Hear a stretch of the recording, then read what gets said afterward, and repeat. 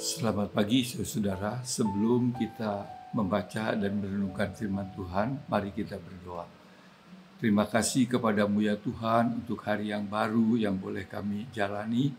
Biarlah Tuhan pimpin bahkan berkati kehidupan kami sepanjang hari ini. Kami hendak menjalaninya bersama dengan Tuhan, dan sebelumnya kami hendak membaca dan merenungkan firman-Mu. Biarlah Tuhan berbicara dan mengajar kami supaya kami mendapat berkat daripada firman-Mu. Kami siap mendengarnya dalam Yesus Kristus Tuhan kami. Amin. Saudara, pembacaan firman Tuhan pada hari ini diambil dari Markus pasal 8 ayat 22 sampai dengan ayat yang ke-26 perihal Yesus memulihkan penglihatan orang buta di Betseda. Saya akan bacakan Markus 8, 22 sampai dengan 26. Setibanya Yesus dan murid-muridnya di Betseda, orang membawa kepadanya seorang buta. Mereka memohon kepadanya supaya ia menyentuh dia. Yesus memegang tangan orang buta itu dan membawa dia keluar desa. Lalu ia meludahi mata orang itu dan meletakkan tangannya atasnya dan bertanya kepadanya, "Sudahkah kau lihat sesuatu?" Orang itu memandang ke depan lalu berkata, "Aku melihat orang berjalan-jalan. Mereka kelihatannya seperti pohon-pohon." Lalu Yesus meletakkan lagi tangannya pada orang itu, maka orang itu sungguh-sungguh melihat dan telah sembuh sehingga ia dapat melihat segala sesuatu dengan jelas. Saudara-saudara, dalam pembacaan Alkitab tadi dikatakan pada satu saat ketika Yesus dengan murid-muridnya sampai di Betseda, ada orang yang membawa orang buta dan meminta supaya Yesus menyembuhkannya.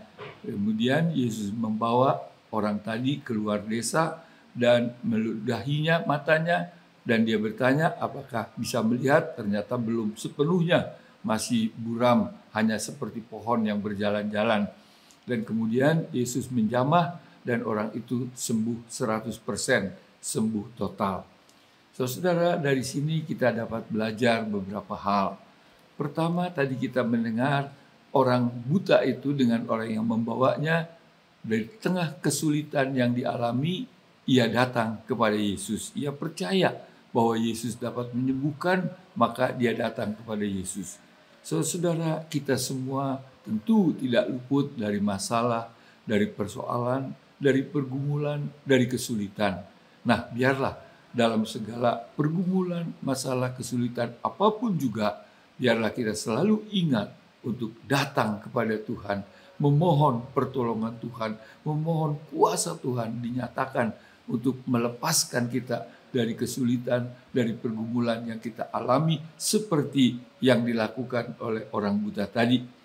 Yang kedua, kita melihat saudara, Yesus tidak segera menjawab permohonan orang itu. Yesus tidak segera memulihkan matanya yang buta, tapi Yesus membawa orang itu jalan keluar desa. Suatu perjalanan mungkin cukup lama, cukup meletihkan, dan sesampainya di sana pun tidak langsung disembuhkan, tapi meludahi matanya si orang buta tadi. Jadi saudara, di sini kita melihat satu bentuk di mana Yesus dapat menjawab doa kita memang kadang-kadang sekaligus langsung seperti yang kita minta. Tapi di sini kita melihat bahwa Yesus mengajak orang itu harus menempuh perjalanan yang cukup jauh, yang cukup meletihkan, yang cukup membosankan. Diperlukan iman, percaya bahwa Yesus akan menolong dia. Kita ingat cerita tentang Naaman, ya, bagaimana Naaman hamba perwira itu yang kena penyakit kusta, penyakit kulit, kemudian atas nasihat dari seorang budak wanita di negaranya, maka dia pergi ke Israel, ke tanah Israel untuk bertemu dengan Nabi Elisa dan untuk mendapatkan kesembuhan. Tapi sang Nabi tidak mendoakan, tidak mengangkat menumpangi tangan, tapi menyuruh dia pergi mandi di sungai Yordan sampai 7 kali. Jadi itu saudara tidak langsung, diperlukan iman, percaya. Untuk itu mau melakukan apa yang dikatakan oleh sang Nabi tadi untuk mendapatkan kesembuhan pertolongan Tuhan. Seperti orang buta ini juga tidak segera mendapat kesembuhan, harus ada iman, percaya, mengikuti Yesus yang membawa dia perjalanan keluar desa yang mungkin cukup meletihkan, cukup memakan waktu, cukup menjengkelkan.